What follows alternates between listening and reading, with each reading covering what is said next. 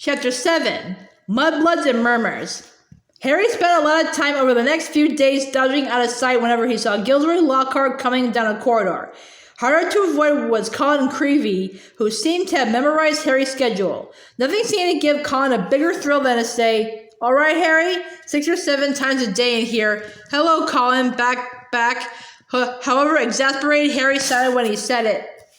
Hedwig was still angry with Harry about the disastrous card journey, and Ron's wand was still malfunctioning, surpassing itself on Friday morning by shooting out of Ron's hand and charms and hitting tiny old Professor Flitwick squarely between the eyes, creating a large throbbing green boil where it had struck. So with one thing and another, Harry was quite glad to reach the weekend. He, Ron, and Hermione were planning to visit Hagrid on Saturday morning.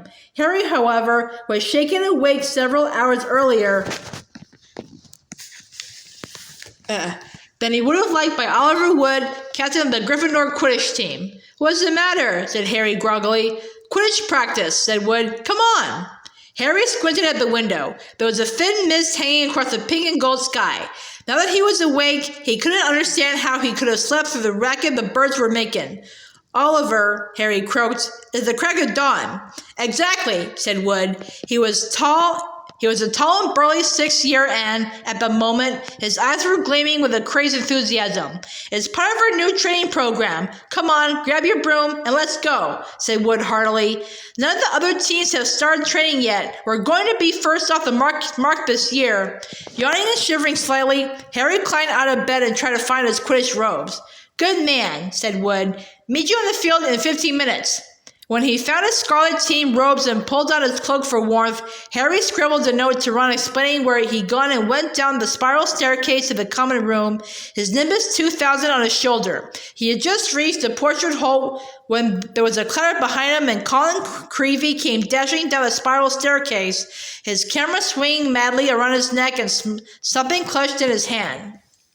"I heard someone saying your name on the stairs, Harry. Look what I've got here. I've had it developed. I wanted to show you." Harry looked bemusedly at the photograph Colin was brandishing under his nose. A moving black and white Lockhart was tugging hard on an arm Harry recognized as his own. He was pleased to see that his photographic self was putting up a good fight and refusing to be dragged into view. As Harry watched, Lockhart gave up and slumped, panting, against the white edge of the picture. "Will you sign it?" said Colin eagerly. "No," said Harry flatly, glancing around to check that the room was really deserted. "Sorry, Colin, I'm in a hurry. Quidditch practice." He climbed through the portrait hole. "Oh, wow, wait for me. I've never watched a Quidditch game before." Colin scrabbled through the hole after him. "It'll be really boring," Harry said quickly, but Colin ignored him, his face shining with excitement. "You were the youngest house player in 100 years, weren't you, Harry? Weren't you?" said Colin, trying alongside him. "You must be brilliant. I've never flown. Is it easy? Is that your own broom? Is that the best one there is?" Harry didn't know how to get rid of him. It was like having an extremely talkative shadow. "I don't really understand Quidditch," said Colin breathlessly. "Is it true there are 4 balls, and 2 of them fly around trying to knock people off their brooms?" "Yes," said Harry heavily, resigned to explain the complicated rules of Quidditch. "They're called bludgers. There are 2 beaters on each team who carry clubs to beat the bludgers away from their side. Fred and George Weasley are the Gryffindor beaters." "And what are the other balls for?" Colin asked, tripping down a couple of steps because he was gazing open-mouthed at Harry. "Well, the quaffle, that's the biggest red one, is the one that scores goals. 3 chasers on each team throw the quaffle to each other and try to get it through the goal post at the end of the pitch. There are 3 long poles with hoops on the end. And the 4th ball is the golden snitch," said Harry, "and it's very small, very fast, and difficult to catch. But that's what the seeker's got to do, because the game of Quidditch doesn't end until the snitch has been caught. And whichever team seeker gets the snitch earns his team an extra 150 points. And you're the Gryffindor seeker, aren't you?" said Colin in awe. "Yes," said Harry, as they left the castle and started across the dew-drenched grass. "And there's the keeper, too. He guards the goalpost. That's it, really." But Colin didn't stop questioning Harry all the way down the sloping lawns to the Quidditch field, and Harry only shook him off when he reached the changing rooms. Colin called after him in a piping voice, "I'll go get a good seat, Harry," and hurried off to the stands. The rest of the Gryffindor team were already in the changing room. Wood was the only person who looked truly awake. Fred and George Weasley were sitting, puffy-eyed and tussle-haired, next to fourth-year Alicia Spinnet, who seemed to be nodding off against the wall behind her. Her fellow chasers, Katie Bell and Angelina Johnson, were yawning side by side opposite them. "There you are, Harry. What kept you?" said Wood briskly. "Now, I wanted a quick talk with you all before we actually get onto the field, because I spent the summer devising a whole new training program, which I really think will make all the difference." Wood was holding up a large diagram of the Quidditch field on which were drawn many lines, arrows, and crosses in different colored inks. He took out his wand, tapped the board, and the arrows began to wiggle over the diagram like caterpillars. As Wood launched into a speech about his new tactics, Fred Weasley's head drooped right into Alicia Spinnet's shoulder and he began to snore. The first board took nearly 20 minutes to explain, but there was another board under that, and a third under that one. Harry sank into a stupor as Wood droned on and on. "So," said Wood, as at long last, jerking Harry from a wistful fantasy about what he could be eating for breakfast at this very moment up at the castle. "Is that clear? Any questions?" "I've got a question, Oliver," said George, who had woken with a start. "Why couldn't you have told us all this yesterday when we were awake?" Wood wasn't pleased. "Now listen here, you lot," he said, glowering at them all. "We should have won the Quidditch Cup last year. We're easily the best team, but unfortunately, owing to circumstances beyond our control,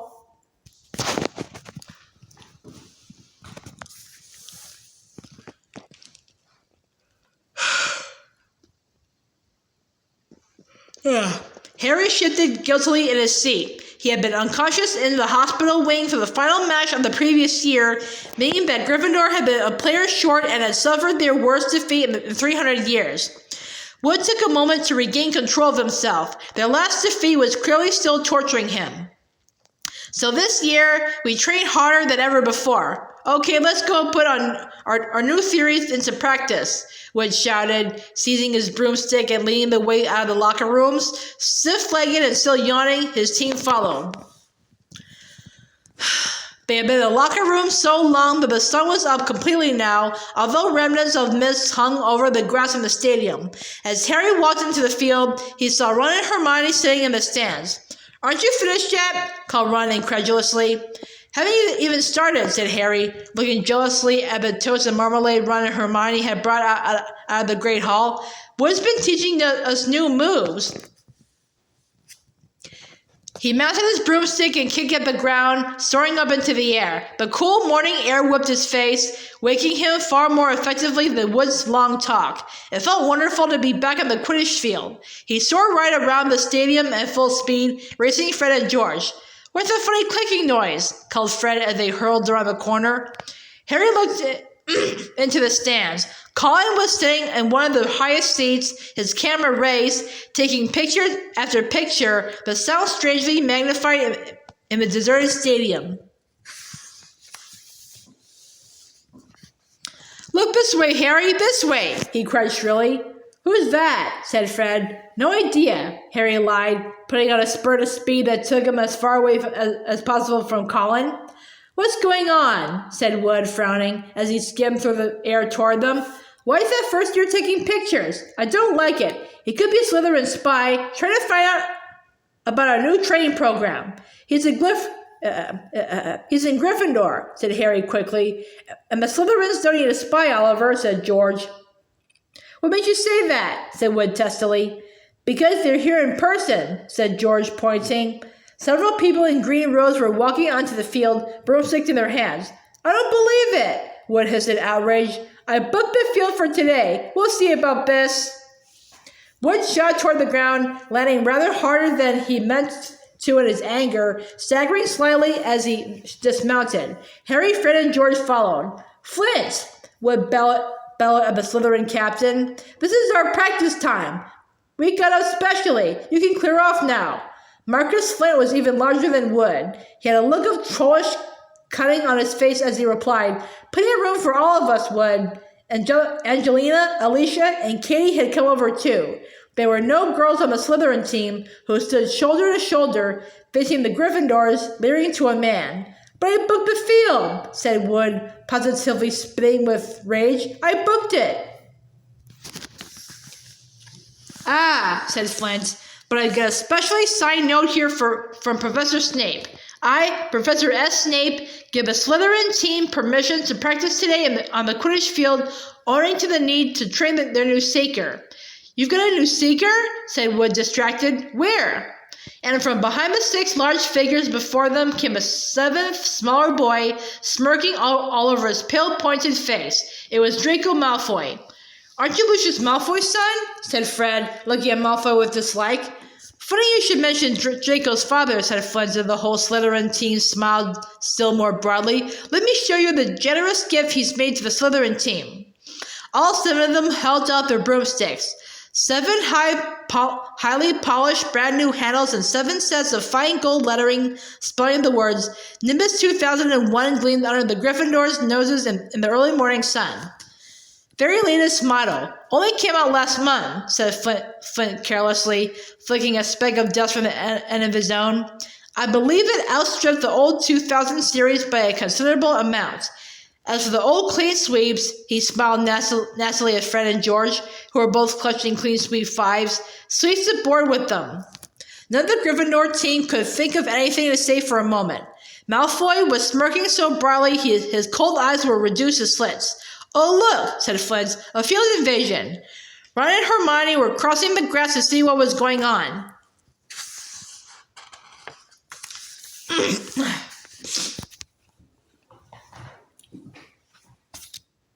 "What's happening?" Ron asked Harry. "Why aren't you playing? And what's he doing here?"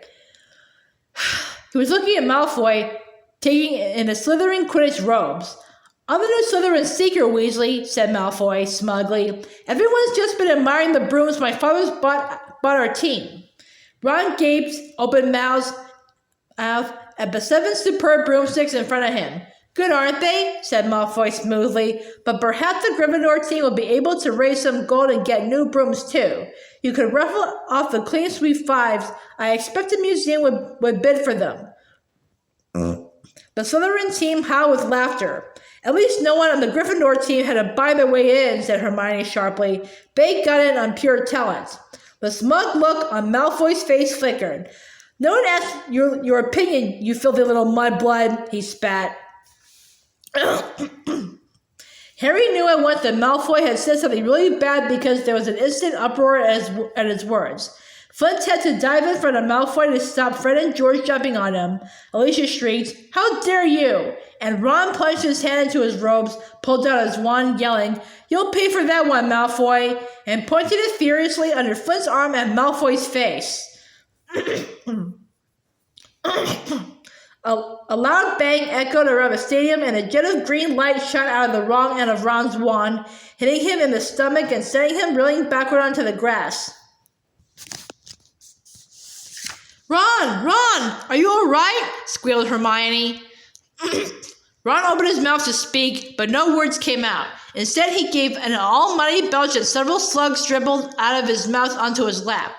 The Slytherin team were paralyzed with laughter. Flint was doubled up, hanging onto his new broomstick for support. Malfoy was on all fours, banging the ground with his fist. The Gryffindors were gathered around Ron, who kept belching large, glistening slugs. Nobody seemed to want to touch him. "We better get him to Hagrid's. It's nearest," said Harry to Hermione, who nodded bravely, and the pair of them pulled Ron up by the arms. "What happened, Harry? What happened? Is he ill? But you can cure him, can't you?" Colin had run down from his seat and was now dancing alongside them as they left the field. Ron gave a huge heave, and more slugs dribbled down his front. "Ooh," said Colin, fascinated and raising his camera. "Can you hold him still, Harry?" "Get out of the way, Colin," said Harry angrily. He and Hermione supported Ron out of the stadium and across the grounds toward the edge of the forest. "Nearly there, Ron," said Hermione as the gamekeeper's cabin came into view. "He'll be all right in a minute. Almost there." They were within 20 feet of Hagrid's house when the front door opened, but it wasn't Hagrid who emerged. Gilderoy Lockhart, wearing robes of palest mauve today, came striding out. "Quick, behind there!" Harry hissed, dragging Ron behind a nearby bush. Hermione followed, somewhat reluctantly.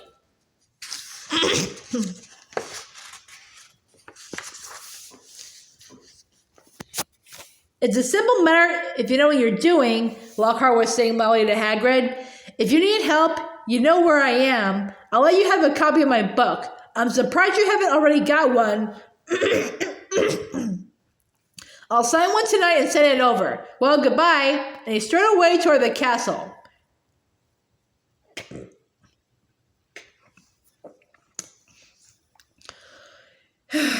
Harry waited until Lockhart was out of sight, then pulled Ron out of the bush and up to Hagrid's front door. They knocked urgently. Hagrid appeared at once, looking very grumpy, but his expression brightened when he saw who it was. Been wondering when you'd come to see me. Come in. Thought you might have been Professor Lockhart back again." Harry and Hermione supported Ron over the threshold into the one-room cabin, which had an enormous bed in one corner, a fire crackling merrily in the other. Hagrid didn't seem perturbed by Ron's slug problem, which Harry hastily explained as he lowered Ron into a chair. "Better out than in," he said cheerfully, plunking a large copper basin in front of him. Get them all up, Ron." "I don't think there's anything to do except wait for it to stop," said Hermione anxiously, watching Ron bend over the basin. "That's a difficult curse to work at the best of times with a broken wand." Hagrid was bustling around making them tea. His boarhound, Fang, was slobbering over Harry. "What did Lockhart want with you, Hagrid?" Harry asked, scratching Fang's ears. "Giving me advice on getting kelpies out of a well," growled Hagrid, moving a half-plucked rooster off his scrub table and setting down the teapot. "Like, I don't know," and banging on about some banshee he banished. "If one word of it was true, I'll eat my kettle." It was most unlike Hagrid to criticize a Hogwarts teacher, and Harry looked at him in surprise. Hermione, however, said in a voice somewhat higher than usual, "I think you're being a bit unfair. Professor Dumbledore obviously thought he was the best man for the job." "He was the only man for the job," said Hagrid, offering them a plate of treacle fudge, while Ron coughed scorchily into his basin. "And I mean the only one. Getting very difficult to find anyone for the dark arts job. People aren't too keen to take it on, see? They're starting to think it's jinx. No one's lasted long for a while now. So tell me," said Hagrid, jerking his head at Ron, "who is he trying to curse?" "Malfoy called Hermione something. It must have been really bad because everyone went wild." "It was bad," said Ron hoarsely, emerging over the tabletop looking pale and sweaty. "Malfoy called her Mudblood, Hagrid." Ron dived out of sight again as a fresh wave of slugs made their appearance. Hagrid looked outraged. "He didn't," he growled at Hermione. "He did," she said, "but I don't know what it means. I could tell it was really rude, of course." "It's about the most insulting thing he could think of," gasped Ron, coming back up. "Mudblood's a really foul name for someone who is Muggle-born. You know, not magic parents."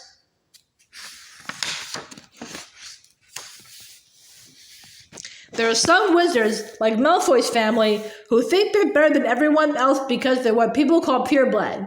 He gave a small burp, and a single slug fell into his outstretched hand. He threw it into the basin and continued, "I mean, the rest of us know it doesn't make any difference at all. Look at Neville Longbottom. He's pureblood, and he can hardly stand a cauldron the right way up. And they haven't invented a spell our Hermione can do," said Hagrid proudly, making Hermione go a brilliant shade of magenta. "It's a disgusting thing to call someone," said Ron, wiping his sweaty brow with a shaking hand. "Dirty blood, see? Common blood. It's ridiculous. Most wizards these days are half-blood anyway. If we hadn't married Muggles, we'd have died out." He retched and ducked out of sight again. "Well, I don't blame you for trying to curse him, Ron," said Hagrid loudly over the thuds of more slugs hitting the basin. "But maybe it was a good thing your one backfired. Lucius Malfoy would have come marching up to school if you cursed his son. At least you're not in trouble." Harry would have pointed out that trouble didn't come much worse than having slugs pouring out of your mouth, but he couldn't. Hagrid's treacle fudge had cemented his jaws together. Harry, said Hagrid abruptly as though struck by a sudden thought, got a bone to pick with you. I've heard you've been giving out signed photos. How come I haven't got one? Furious, Harry wrenched his teeth apart. I have not been giving out signed photos, he said highly. If Lockhart's still spraying that around... But then he saw that Hagrid was laughing. I'm only joking, he said, patting Harry gently on the back and sending him face first into the table. I knew you hadn't really. I told Lockhart you didn't need to. You're more famous than him without trying. But he didn't like that, said Harry, sitting up and rubbing his chin. Don't think he did, said Hagrid, his eyes twinkling. And then I told him I never read one of his books and he decided to go. Treacle fudge, Ron? He added as Ron reappeared. No thanks, said Ron weakly. Better not risk it. Come and see what I've been growing, said Hagrid as Harry and Hermione finished the last of their tea. In the small vegetable patch behind Hagrid's house were a dozen of the largest pumpkins Harry had ever seen. Each was the size of a large boulder. Getting on well, aren't they? Said Hagrid happily. For the Halloween feast. Should be big enough by then. What have you been feeding them? Said Harry. Hagrid looked over his shoulder to check that they were alone. Well, I've been giving them, a bit of help. Harry noticed that Hagrid's flowery pink umbrella leaning against the back wall of the cabin. Harry had reason to believe before now that this umbrella was not all it looked. In fact, he had a strong impression that Hagrid's old school wand was concealed inside it. Hagrid wasn't supposed to use magic. He had been expelled from Hogwarts in his 3rd year, but Harry had never found out why. Any mention of the matter and Hagrid would clear his throat loudly and become mysteriously deaf until the subject was changed.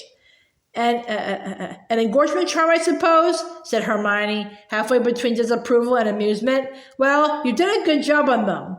That's what your little sister said Hagrid, nodding at Ron. Met her just yesterday. Hagrid looked sideways at Harry, his beard twitching. Said she was just looking around the grounds, but I reckon she was hoping she might run into someone else at my house. He winked at Harry. If you ask me, she wouldn't say no to a sign. Oh, shut up, said Harry. Ron snorted with laughter and the ground was sprayed with slugs. Watch it, Harry roared, pulling Ron away from his precious pumpkins. It was nearly lunchtime, and as Harry had only had one bit of treacle fudge since dawn, he was keen to go back to school to eat. They said goodbye to Hagrid and walked back up to the castle. Ron had coughing occasionally, but only bringing up 2 very small slugs. They had barely set foot in the cool entrance hall when a voice rang out. There you are, Potter, Weasley. Professor McGonagall was walking toward them, looking stern. You will both do your detentions this evening. What are we doing, Professor? Said Ron, nervously suppressing a burp. You will be polishing the silver in the trophy room with Mr. Filch, said Professor McGonagall. And no magic, Weasley. Elbow grease.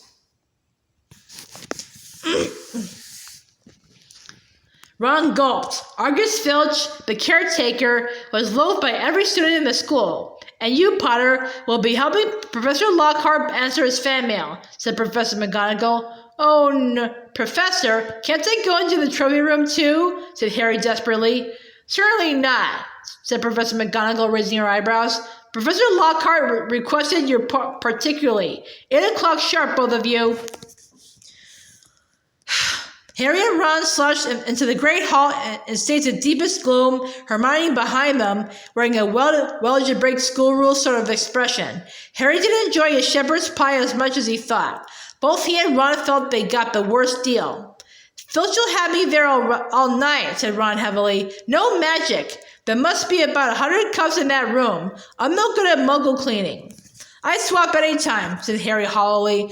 I'd have loads of practice with Dursleys. Answering Lockhart's fan mail, he'll be a nightmare.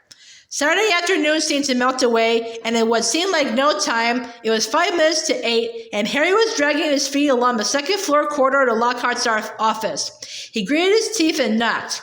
The door flew open at once. Lockhart beamed down at him. "Ah, here's the scalawag," he said. "Come in, Harry, come in." Shining brightly on the walls by the light of many candles were countless framed photographs of Lockhart. He had even signed a few of them. Another large pile lay on his desk. You can address the envelopes, Lockhart told Harry, as though this was a huge treat. The first one's to Gladys Gudgeon, bless her, huge fan of mine. The minutes snailed by. Harry let Lockhart's voice wash over him, occasionally saying, and right, and yeah. Now and then he caught a phrase like, "Fame's a fickle friend, Harry," or "Celebrity is as celebrity does, remember that." The candles burned lower and lower, making the light dance over the many moving faces of Lockhart watching him. Harry moved his aching hand over what felt like the 1,000th envelope, writing out Veronica Smedley's address. It must be nearly time to leave, Harry thought miserably. Please let it be nearly time. And then he heard something quite apart from the spitting of the dying candles and Lockhart's prattle about his fans. It was a voice to chill the bone marrow, a voice of breathtaking, ice-cold venom. Come to me. Let me rip you. Let me tear you. Let me kill you. Harry gave a huge jump, and a large lilac blot appeared on Veronica Smedley Street. What? He said loudly. I know, said Lockhart. 6 solid months at the top of the bestseller list. Broke all records. No, said Harry frantically. That voice. Sorry, said Lockhart, looking puzzled. What voice? That, the voice that said, didn't you hear it? Lockhart was looking at Harry in high astonishment. What are you talking about, Harry? Perhaps you're getting a little drowsy? Great Scott, look at the time. We've been here nearly 4 hours. I never believed it. The time's flown, hasn't it? Harry didn't answer. He was straining his ears to hear the voice again, but there was no sound now except for Lockhart telling him he mustn't expect a treat like this every time he got detention. Feeling dazed, Harry left. It was so late that the Gryffindor common room was almost empty. Harry went straight up to the dormitory. Ron wasn't back yet. Harry pulled on his pajamas, got into bed, and waited. Half an hour later, Ron arrived, nursing his right arm and bringing a strong smell of polish into the darkened room. My muscles have all seized up, he groaned, sinking on his bed. 14 times he made me buff up that Quidditch cup before he was satisfied. And then I had another slug attack all over a special award for services to the school. Took ages to get the slime off. How's it with Lockhart? Keeping his voice slow so as not to wake Neville, Dean, and Seamus, Harry told Ron exactly what he had heard. And Lockhart said he couldn't hear it, said Ron. Harry could see him frowning in the moonlight. Do you think he was lying? But I don't get it. Even someone invisible would have had to open the door. I know, said Harry, lying back in his four-poster and staring at the canopy above him. I don't get it either.